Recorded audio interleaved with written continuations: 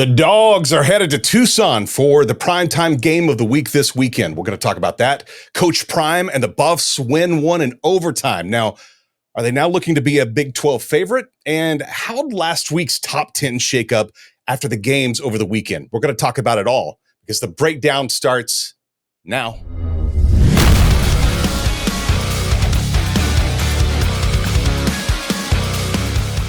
Welcome to the Midweek College Football Breakdown. I'm your host, the AntMan, joined by my best friend for more than 30 years, Brandon Stevens. Just to his left, fresh in from the gym. Very thankful that these studios are remote now. Coach Dalton Miller, good fellows. Good to see you guys. B, welcome back to the USA. Are you missing the beach and endless margaritas yet? Yeah. The Miami Vices were flowing. And I took this baby, my 40-ounce OU Stanley, and would just say, "Hey, fill this up with a Miami Vice." And I had day two. They knew what to do, right? Yes. They knew me well by the end. It was great. It was a beautiful time. Nice time to get away with all four of us in the family and just relax. Didn't really do a whole lot. Spent a lot of time in the pool. A lot of time at the beach. Just kind of chilled. Love it.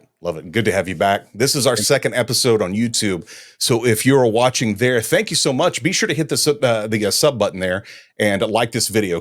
That right there is free, and it really helps the show out tremendously. You can also watch or listen on Spotify, and you can hear us on Apple Podcast or iHeartRadio.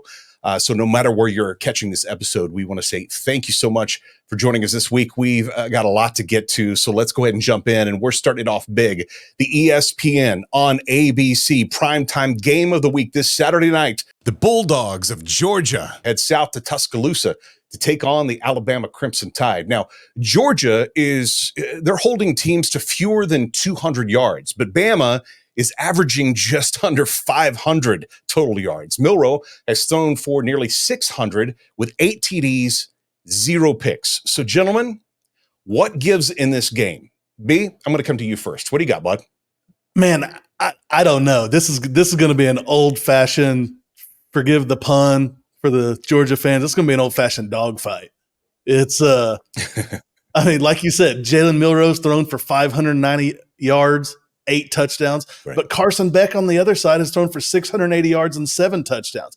It's crazy. Neither one of them have thrown a pick all year. Georgia's defense has only given up 93 passing yards a game. Milroe's throwing for much more than that. Yes. They're only giving up barely over 200 yards a game. I don't know what gives. Bama's defense is playing really good too. They're only giving up, right around 250 yards a game. But these quarterbacks are both throwing for more yards per game, basically, than these teams are giving up. So it is going to be an old-fashioned dogfight. I honestly think whichever team is able to establish the run best ends up winning in this game. I just can't tell you who that's going to be. They're both solid in the trenches, filled with veteran leadership on both sides of the ball in the trenches. Their running games are big. Jamarian Miller for Bama is averaging 9.1 yards a carry. Georgia's got to stop that. Whoever's able to run the ball the most, run the ball the best, the most efficiency is going to win this game, I think. That seems like we hear that a lot when we're talking about things like this. Somebody has to lose. It's just inevitable. Dalton, are you feeling the same way? You feel like it's going to be the run that's going to make the decision? I mean, definitely the trenches is a big deal just because both lines are good. Georgia's defensive line is just very stout, but Alabama's been able to establish the run game throughout this beginning of the season. I'll say I don't think either team has played a caliber team like what they're about to see. Obviously, they're coming fresh off bye weeks. For me, I think the big thing is Kalen DeBauer. He's played in big games. He's played in the college football playoff. But has he played in a game like this He's probably about to find out, but what really helps him is he's got a veteran quarterback who's returned to Bama, so he knows the tradition of Bama-Georgia game. He understands what this game has been, and so I think that he's going to be able to lean on that quarterback to make some good plays for him, probably manage the game well. But Milroe, he's proven he's got a 500-yard game already. Like, he can get the ball down the field, and I think that I don't think that they're going to go in scared. I think they're going to try and loosen up Georgia's defense a little bit and be aggressive early and let Milroe make some plays. And so I'm excited to watch this game. I think it's going to be, like he said, pun intended, no pun intended, whatever it is. It's a dogfight and two really good teams. And it's going to be a good one on primetime. Well, let's take our fandom out of it for a second. Is this going to be better or worse than the game we saw last weekend? Better. Yeah. I don't know that it comes down to the last 45 seconds. Yeah, like the USC Michigan game did, but the difference is both teams have an identity. Both teams understand what they're doing and what they're trying. Like, they know what the goal is and what they're trying to accomplish. Yeah, and I think it's two better teams. You're going to see a better brand of football, from both teams in this game than you did last week. So 100%. It's going to be a fun one to watch for sure. Yeah, looking forward to that. Looking in the rearview mirror a little bit to a game that was winding down as us Sooner fans were coming down from our table flipping. That's kind of how it felt during that game. And that's the Colorado and Baylor heading into overtime. The Buffs had a 43-yard Hail Mary with the clock striking 0. I was kind of confused at what was going on because I turned it on right at the end of the Oklahoma game. And that right there tied the game as Sanders hit Western. Colorado would go on to win the game in overtime. Now, these guys have a knack for finding ways to win games due to their athletes making, just massive plays. Looking at the state of the Big 12 right now, it's up for grabs. Question for you guys. Are the Buffs a real Big 12 contender? Dalton, I'm going to go to you first on this one. What do you think, my man? I really don't think so, because I don't think Baylor's a Big 12 contender, and I don't think you can look at the standings right now and say, well, Colorado's 1-0, so they're at the top of the Big 12 right now.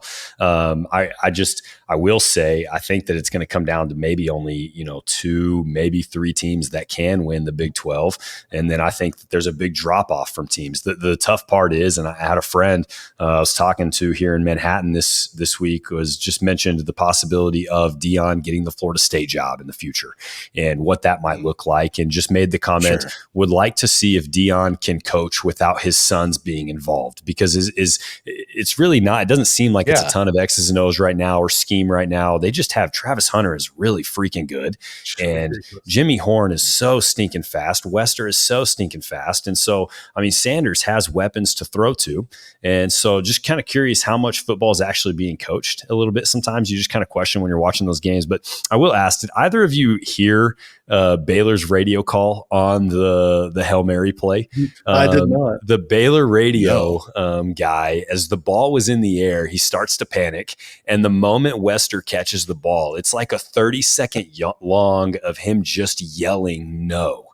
He's so mad. He's just yelling no for like 30 seconds. Cracked me up. But yeah, to answer, I don't think Colorado is a real Big 12 contender.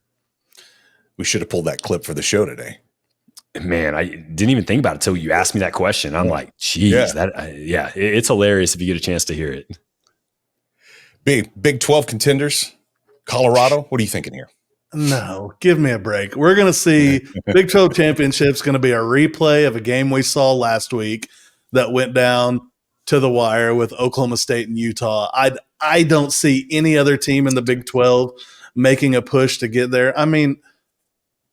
Baylor is 2-2, and Colorado's so proud. They were 2-1 coming into that game. Colorado's so proud that they beat them, but they gave up over 300 yards, and Baylor lost the turnover margin. Yeah, not a good defense. Right. Colorado's defense is awful. Absolutely terrible. They have 3 or 4 studs on offense. Shedeur Sanders, he can throw the ball all over the yard. As much as I don't like him, he can throw the ball all over the yard. Travis Hunter is a beach. LaJohntay Wester is a beast. Like, they're just Horn, beast. No, I mean they're going to be, fourth, fifth. I feel like in the Big 12 by the time it's all over. There'll be a big controversy about it too, knowing Coach Oh Prime. yeah, Right? oh yeah, because they'll be getting gypped on everything, and yeah, shut up. I'm so tired. Probably of him already. CBS's fault. Yeah, it's going to be somebody's fault besides him and his teams. Yeah, him and his sons, right? Yeah, exactly.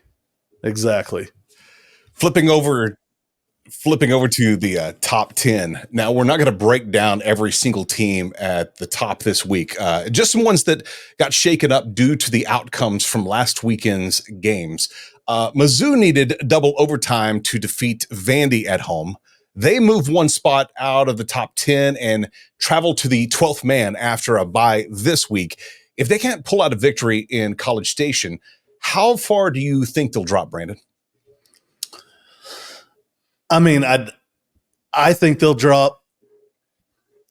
If they lose in College Station, they're going to drop somewhere between 17 and 20.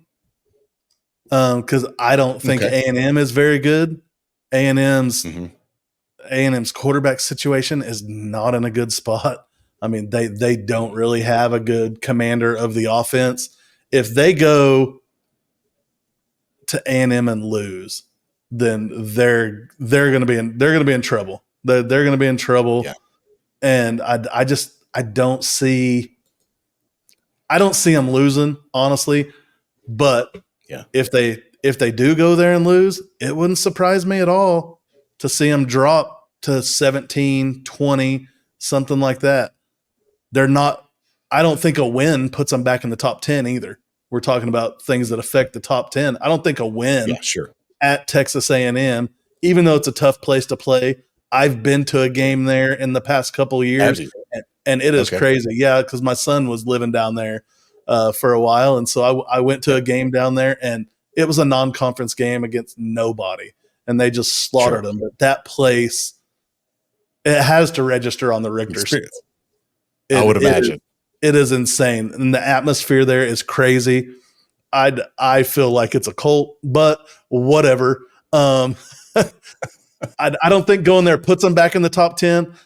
If they win, I think if they lose, they're going to be somewhere. They could possibly double their ranking. Dalton, what are you feeling on this, man? Man, it's kind of like I said last week, Ant. If they're still the number 11 team in the nation, why is Boston College not ranked? This is 2 weeks in a row now that Missouri is trending down. This is why I really feel like they're going to go into College Station after the last 2 weeks and lose. They've done nothing in the last 2 weeks to tell me if you can't beat Vandy by more than 3 points at home, how are you going to go on the road into a hostile environment and beat Texas A&M? I get it. It's Texas A&M. But still, you couldn't beat Vandy at home. I don't have a reason to believe Missouri is going to go in and beat A&M. And even if they did, like Unc said, it should not put them back into the top 10. There's currently better football teams per record in college football. I don't think they should even be in the top 12. If they win, they should still drop some, in my opinion. If they lose, they should drop past 20. They won't go unranked just because that's the way college football works, but they're definitely trending down, in my opinion. So USC was just, one win away from jumping into the top 10. Did the Trojans overlook the Wolverines, or is USC a bit overrated after looking really good in week 1? Dalton, I'm going to stay with you to start this one off. What are you thinking here, man? I was shocked when I saw the outcome of this game. It made me think that maybe we put a little bit too much stock into how good USC might be, because I'm still not convinced that this is a great Michigan football team. I think that the Big House is a very tough place to go play, and I think that in games like that, you really have to lean on your crowd to create some energy and just go with momentum in those games. But fellas, we're used to this. We've been a part of these Lincoln Riley games where you're going to go drop a conference game and you're not going to play well in a conference game. How many times did we go to Iowa State or go up to Manhattan and K-State and just struggle in a game where you think you're supposed to win, even if it's a ranked opponent? I just don't Every think time. I don't think that Michigan is as good as we think. I think that it was a little bit of a fluke loss for USC because they're going to turn some things around. I still liked Miller Moss and the way he played, but they definitely struggled on the road. There was probably a little bit of an overhype this early in the season. They need to go prove themselves in the Big Ten before people believe they're a Big Ten contender. So that's kind of where I stand on it. There's a media love affair for a couple of teams. USC is one of those. Texas, we know the love affair the media has with them, but USC is one of this. So if there's any chance they can be good at all, the media is jumping all over it and all behind it. B, what are you thinking here on this as well? I don't really know what to think. I think USC, I think they probably are a little bit overrated. I mean, we know, like Dalton said, from our past experiences, there's always a game or two in the season, even if you end up winning them, which they obviously didn't this week, but there's always a game or two in the season that Lincoln Riley just seems to struggle. And I don't know if it's play calling or I don't really know what it is.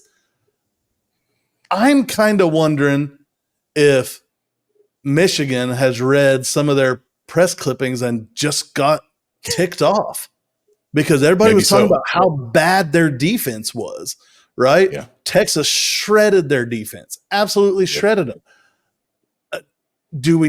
And it pains me to ask this question, but I'll ask it to both of you. Do we need to give Texas a little more credit for that Michigan win, for putting that? Just thinking the same thing.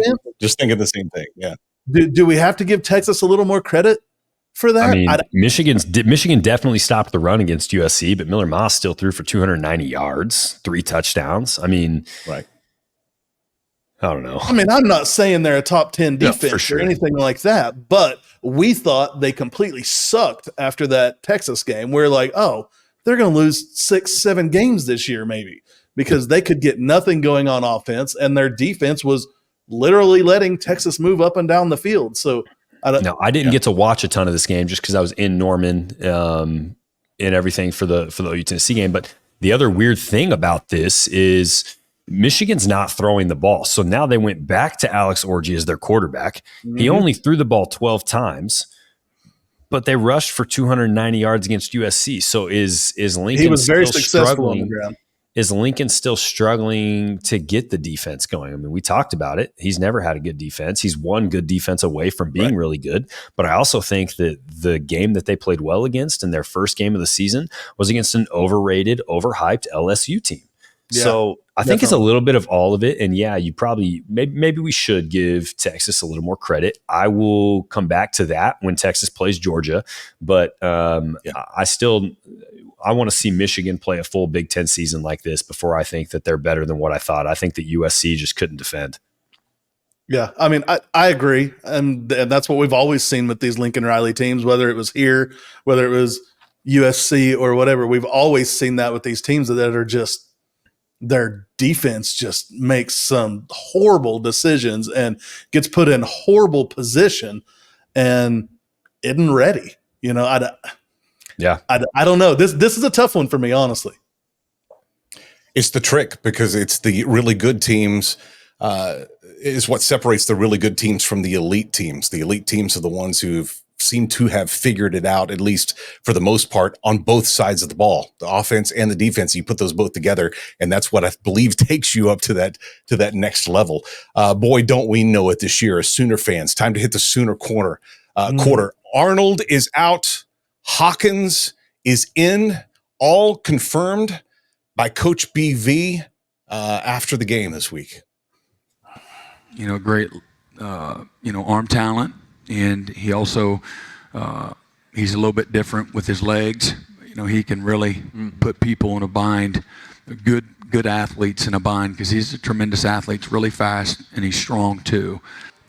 He practiced well tonight. Mike did. You know, Mike will have his opportunity to run out there and be our guy and see where we're at and try to give us a kickstart. So Michael will start at Auburn. Unless there's some kind of disaster this week.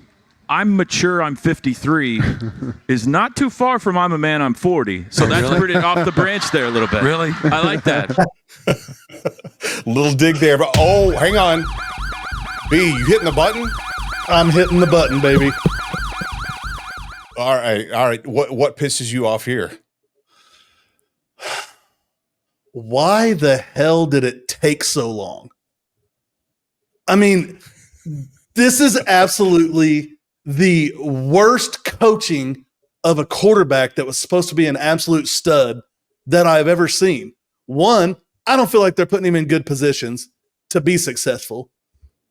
Two, he's running his own plays. On the play that was a lateral, that was the RPO, there is no such pass out to the flat behind the line of scrimmage drawn into that play at all. Not one of the options. They came out and said, we have no RPOs that turn into backwards passes. He just made that crap up on the fly on the very first play after we got a turnover. I mean, he should have been pulled then. They took so long to take him. I get it. He is a highly, highly touted recruit. We saw it last year in the bowl game, in the Alamo Bowl. Yeah. We saw it. We saw it earlier this year. He's just not hitting the receivers.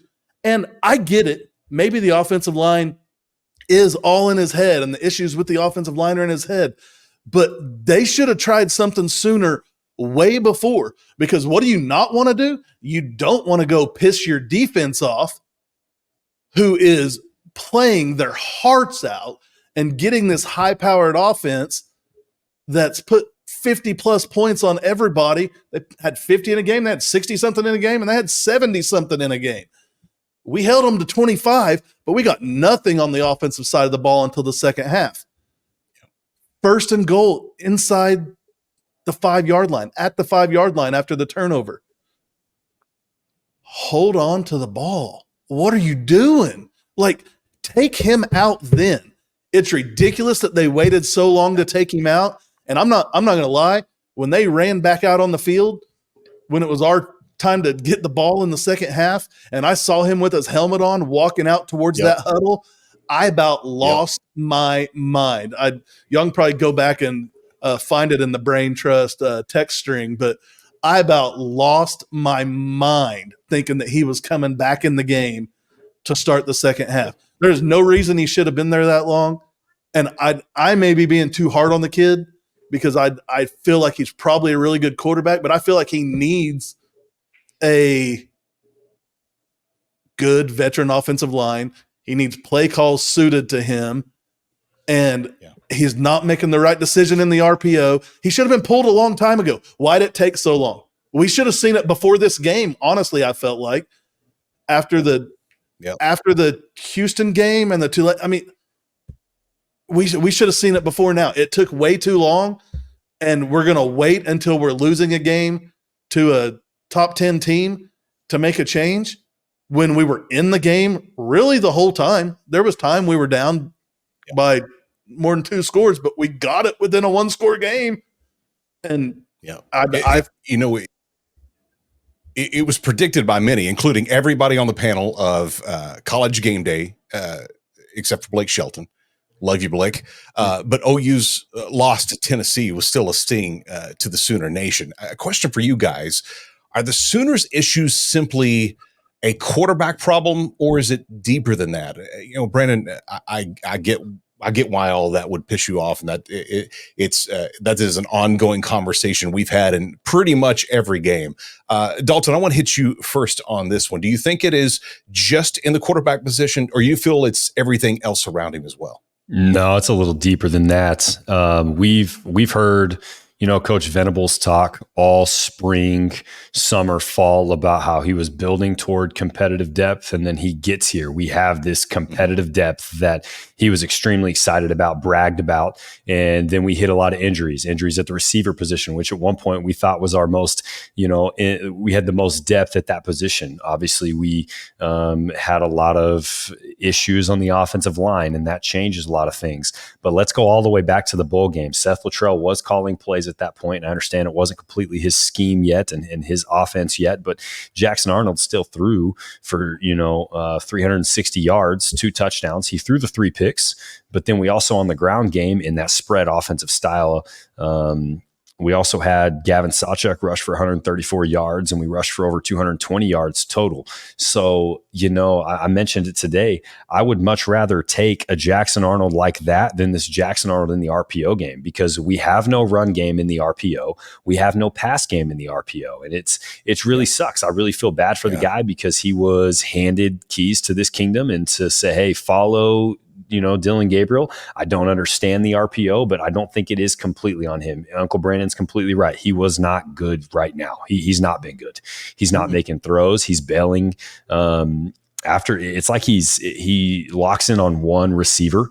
The pick he threw, he had Burks, I believe it was, coming across the middle. And if you throw that right at the break, Burks has that all day long.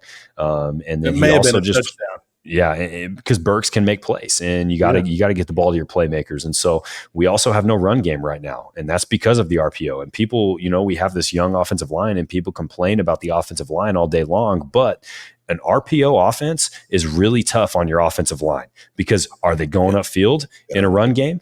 Are they pass blocking? What are they doing? And so there's too many decisions to be made right now. So we've got to get away from the RPO, and that's why I think it's deeper. It's not just a quarterback issue. There's a scheme issue going on right now. And honestly, we saw when Michael Hawkins Jr. took the field in the second half, there was a spark. There was something like they were ready to follow this dude, because he was willing to go make plays. Even when it didn't work, he made plays.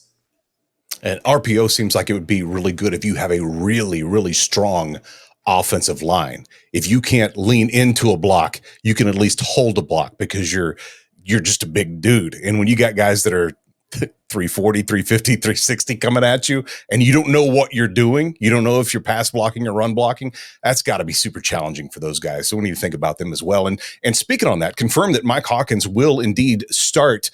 What's your thoughts on the game plan? Can we expect to see a scheme change? Maybe Luttrell moving away from the RPO? Brandon, what do you think? Do we have to do something different, though, at this game in Auburn, right? I feel like we have to do something different, but I don't expect a whole lot of a scheme change, honestly. I mean, in his first real playing time, he was able to be successful and move the offense down the field some. I think that it might be a little bit simplified. He's only going to have 1 week, obviously running with the ones and getting deeper into that playbook. I think with his legs, though, Jackson Arnold's fast, but he's like frontline speed fast. He's not side to side fast. He's straight forward fast. I think, this goes back a little bit to the thing Dalton was just talking about. I think the RPO is just too much at this point. It was definitely too much for Jackson right now, because Venables said today he's just making the wrong reads. Like he's making up plays, like I said, and what pisses me off. 2, he's just not making the right reads. He's not looking at the right spot. RPO should be simple. You count the guys in the box. If you have enough to block them, you run the ball. If you don't, you pass the ball. You pass it somewhere quick. You allow them to just stand that defender up. It should be that simple, but he wasn't grasping the concept. I don't think we see a big change right now. Mm-hmm. I think maybe a little less RPO, maybe just having him hand the ball off, because then your offensive linemen know, like Dalton said, your offensive linemen know, can I get to the second level and actually block this linebacker, or am I going to be called for an eligible receiver downfield? I think there has to be some. So the snap count too. The snap count too as the offensive lineman, and you can get a jump on the guy that you're trying to defend if you know the guy's running. Exactly. I think and Brent talked about it today in the press conference. Sometimes there's just too many variables that you give these kids, and he wants to take some of that out. So I expect to see a little less of that maybe, but I think they're still going to run some RPO, because honestly, I'd like to see how Michael Hawkins does with it in a full game. And what's amazing, you guys know much more. Go ahead. He had a Lamalieva had a 62.1 QBR, threw for 194 yards through a full game.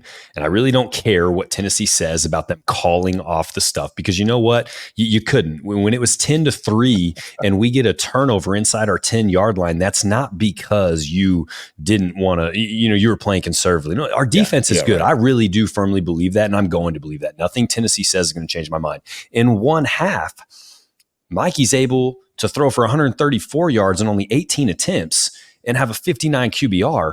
I think the dude just is a dog. And the guys are going to follow him. I really do believe that. So I'm extremely excited to see him play for 4 quarters. I'm cautiously excited. I do think he's a little bit more of a gamer at this point than Jackson Arnold is, especially with what's around him. I think we obviously know that there's not eliteness on the offensive line like we have on the defensive side of the ball. Right. But I think with what's around him right now, the injuries in the linebacker or in the wide receiver room, all the offensive lineman injuries, and just the lack of experience on the offensive line, I think Michael Hawkins can still make a difference with that. I'm excited to see him for a whole game. The reason I say extremely excited is because we are now 4 games in, and he will at least come play with confidence. He may make mistakes. He may turn the ball over, but I haven't seen a confident Jackson Arnold, and that's so hard to watch. I agree, and I'd rather see him throw a pick or two and still play with confidence and not get 100%. Gun shy and look scared. 100%. And so, I mean, we'll see what happens, I guess. You guys are much more the experts on the play calling than I am. You're at least closer than I am. The most experience I have is playing college football 25. And what I will say, and I don't know how all this translates to the real world, that when I do the coaches' picks or the coaches' suggestions, the RPO is in there very few times. So I maybe just it's something I just noticed. I don't know if that's a real world thing. Yeah, that's true. In fact, I end up mistakenly hitting an RPO package, and I forget or don't realize that I have my running back running around in the backfield, kind of like this weekend. So let's see if Hawkins, if he ends up struggling in this game this weekend against Auburn. Think about this: do we make another change at quarterback and get somebody else in there and try them, or do we actually start looking at the coaching staff and going, do we have the right people in the right places here? I don't think that a change of quarterback is going to happen again until at least the Texas game. Obviously, that's one game and a bye week. Yeah. But I think he can struggle this week, and we don't see any difference. The problem is do you go back to Jackson at this point? We saw how not confident he was in the games that we've played so far, and then you pull him. If you put him back in, does he try to overcompensate? Here's the deal. If you're going to run the RPO, you can't really go with Casey Thompson. Casey Thompson is a great on the sideline leader and a great in the locker room leader. But with his leg injuries and his surgeries that he's had, he's just not really mobile anymore. That's why we're not seeing him. When he was at Texas and then he went to Nebraska, and he was a much more mobile quarterback in those times, but then his injuries just kind of caught up with him. I don't see him getting into the game at all, honestly. I think Michael Hawkins plays this whole game, and then we say, okay, we're going to put it on the line we're going to put the game on the line with you in the Texas game and see what happens.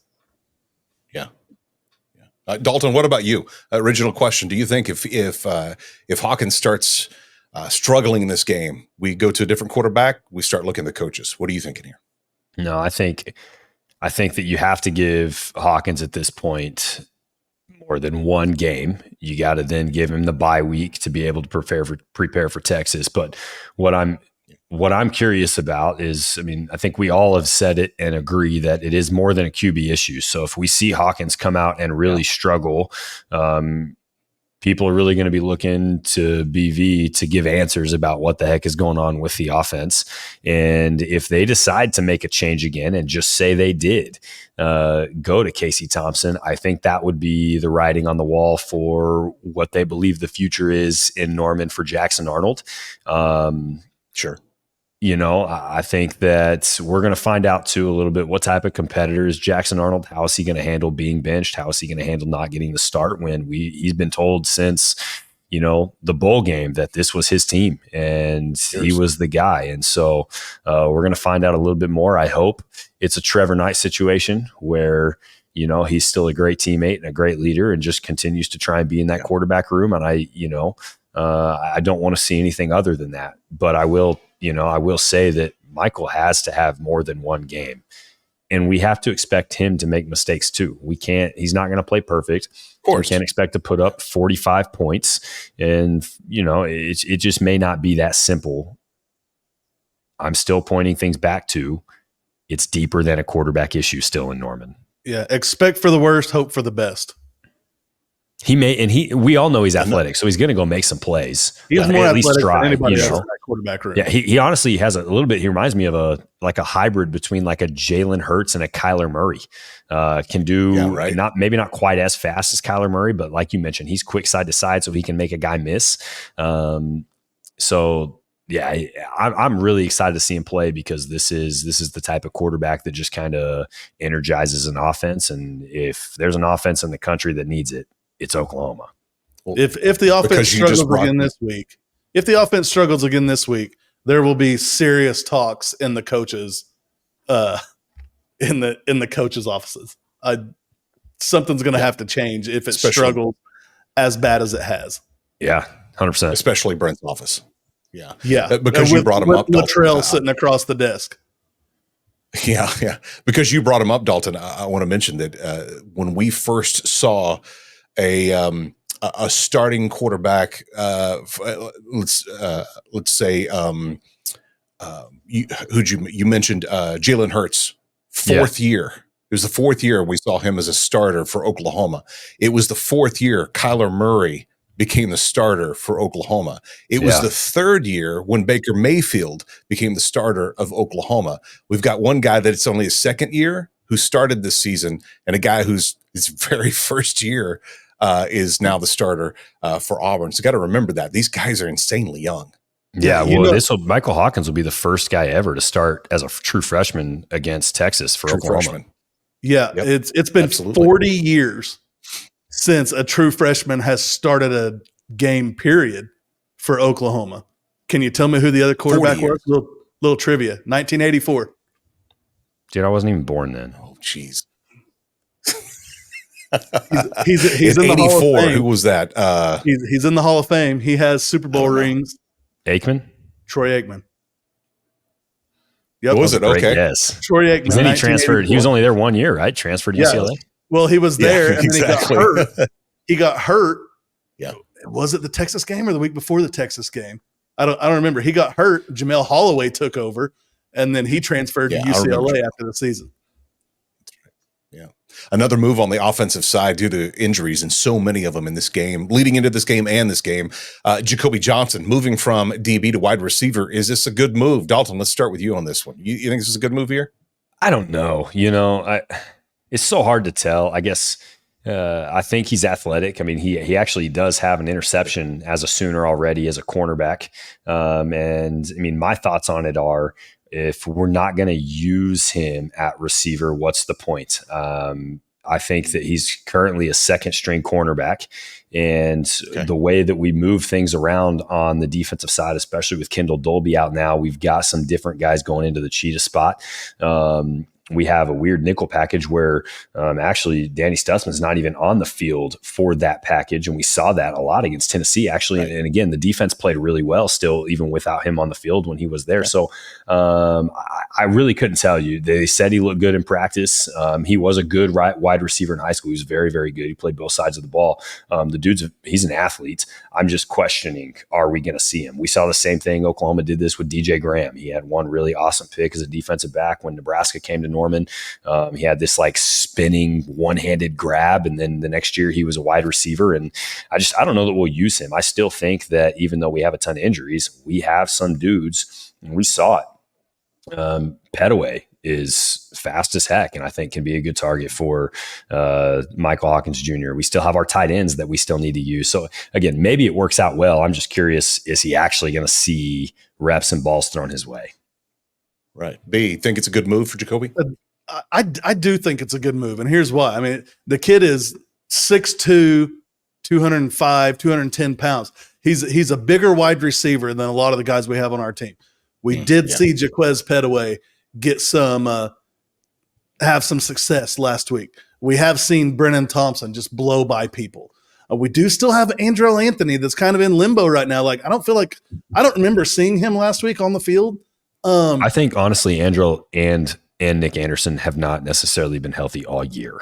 Yeah, I know he's still battling. I know he's still battling injuries, but they said that he was available for the game last week, but I don't remember seeing him.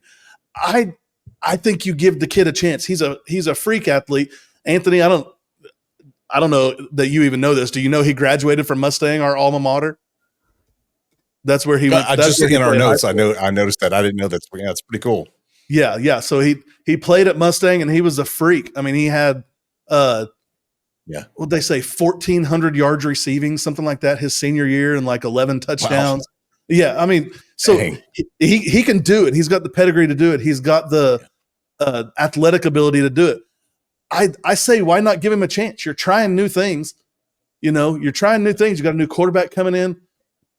Give him a chance and see what happens. The one difference between him and DJ Graham, which Dalton brought up earlier, making the switch a couple of years back, is DJ Graham went to them and asked them, can I please be a wide receiver? Where they went to Jacoby Johnson, knowing that he had the history and the pedigree of being a wide receiver in high school at a good program. We were really good that year at Mustang, and he had a lot of success. They went to him and was like, hey, you're not seeing a whole lot of time on the defensive side of the ball. Would you mind coming and playing some wide receiver for us? And Brent raved about him today and said he had a really good day in practice yesterday. And so, I mean, we'll see what happens. I think he probably gets some run. I don't know how successful it'll be, but I think he probably gets some run this week. He's not going to catch 6-8 passes, but I bet we could see him in for 2, 3, 4 targets at least. Well, congratulations to Josh Heupel and the Tennessee Volunteers. Coming back to normal was never about me.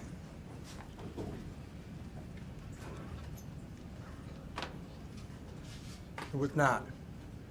But I appreciate you all having a little extra for me. All right, I love it. Bow your heads, grab two. Hey, we did that for you, Coach. I did game ball for you.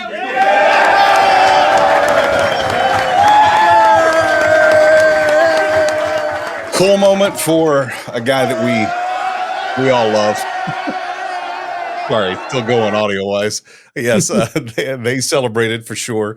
Whether they held back or not, they celebrated, and I think that was a really special moment for Josh Heupel. So congratulations to them on that win over the weekend. All right, let's move over to the picks. B, you went 2 for 3, winning both the Tennessee pick at Oklahoma and the Utah pick at Oklahoma State, but lost your master lock as USC lost on the road at Michigan. That puts you at 2 points on the week. Dalton, you went 1 for 3, winning the Utah pick at Oklahoma State, losing the Oklahoma pick as well as your master lock, as Nebraska lost another close one at home to Illinois.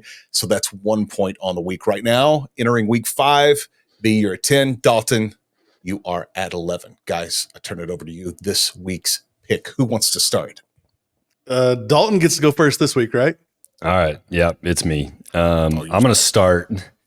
I'm going to start with my first pick. I'm going to go down to Austin, Texas. I did actually watch almost the full game of Mississippi State last week, and I got to tell you, they're awful.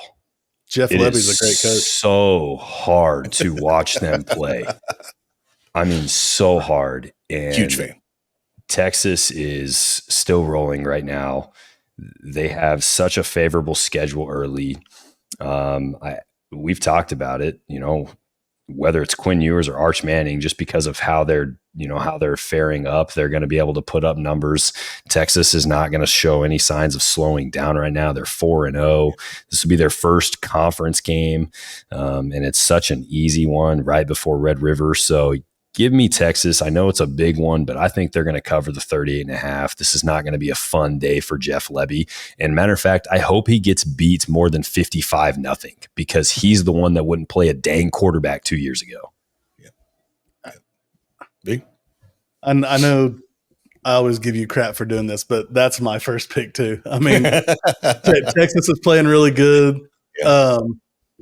And Mississippi State's not good. I mean, let's not kid ourselves. They're not any good. So we're going to just stick with that. And I'm going to take Texas to roll in this game as well. Pick 2. Okay, number 2 for me. It's a must win for Oklahoma this week. They're only currently favored by 2.5. I'm going to take them out there. I really think that they played well enough. The defense is solid. I believe in the defense.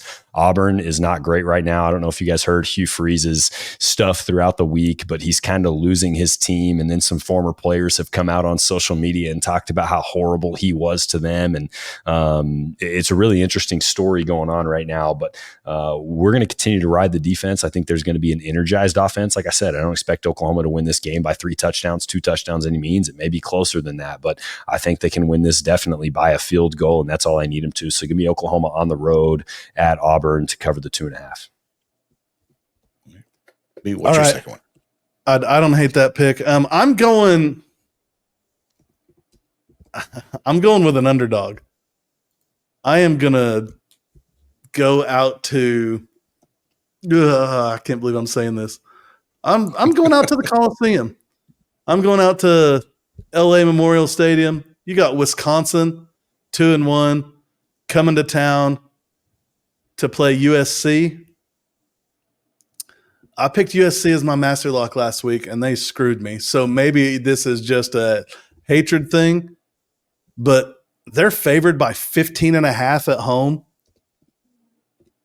Wisconsin hadn't been great this year, but Wisconsin always seems to play a little bit of defense. They got pounded by LSU or by Alabama last week. I think they're going to come back out. I'm not convinced that USC is as good as they're ranked. Hey, can I be nice to you? I don't know if you saw Van Dyke left the game early hurt, and he was 5 for 5 and moving it on the Alabama defense. I don't know if you saw that he may not play. Oh, I did not see that. It's showing him as a starter in what I'm looking at. Okay, maybe he'll be back. But that was I watched the Alabama game early, and Van Dyke was actually moving the ball in the Alabama defense, and it was when he went out that Bama absolutely took off on Wisconsin. Oh, well, forget it. I already said it. Okay. I'm going to take Wisconsin to cover the 15.5 at the Coliseum against USC and Tebow. All right. I mean, I don't hate the pick. I'm cool with it either way. But my master lock, man, I'm gonna go out. Sorry, Chief. I still don't believe in your boys. And I'm gonna go with an underdog here. Louisville's on the road at Notre Dame. All right. Louisville's undefeated right now. Show's thrown for 850 yards. We've got Brown, who is rushed for 173 yards. He's averaging 10.8 a carry. Notre Dame has a quarterback that is still trying to find his way. I think that their coach is still a little bit on the hot seat right now, and I just don't think that they're as good as people think they are. I definitely don't think we'll see them back in the top 10 at all this year. But yeah, give me the double points because I think Louisville's going to go on the road and win this game. So give me Louisville +6 for my master lock over Notre Dame. I'm going double points this week too, except I'm going to a stadium that Anthony and I had a blast in one time when Great pick. Oklahoma went down to McLean Stadium and came back against Baylor after Jalen Hurts fumbled like 3 times because he could never hold on to the ball. But BYU is coming to town. BYU completely annihilated Kansas State last week. BYU has been playing really good. Ratzliff, their quarterback, has through 4 games has almost thrown for 1,000 yards, 900 or 9 touchdowns, 900 touchdowns. That'd be impressive. 1,000 yards, 9 touchdowns. Only has 3 interceptions. He is also their leading rusher, which is crazy. But I think Baylor coming off that huge loss last week against Colorado, where Colorado came back with 2 seconds left and ended up beating them in overtime. I think they're going to be shattered after that. I think BYU goes in there and wins straight up. Why Baylor is favored by 3, I don't know, but I'm taking BYU plus 3. They're going to cover that 3 points at McLean Stadium in Waco. Yeah, that was a fun time. That's a great stadium too. That's a great stadium to watch a really game cool in. thing. Yeah, It's small. It's small, but it's really cool. Yep. They won't be in the SEC anytime soon, so they don't have to worry about that. No kidding. No kidding. The size of the stadium. Hey, if you're not following us on Instagram or Facebook or Twitter or X or whatever it's called today, find us there. MWCF Breakdown. MWCF Breakdown. And give us a follow. We'd like to chat with you guys throughout the week, talk about what we talked about here on the show this week, see what we're right about, what we're wrong about, and then chime in with your opinion too. So we'd love if you do that. Guys, it's been fun hanging out with you this week. And our second show on YouTube. Absolutely. This is our second show on YouTube. If you're watching there or if you haven't watched there, check it out and make sure you hit subscribe. You're going to help us out a ton by doing that. Guys, you know what they say, right? The weekend is great.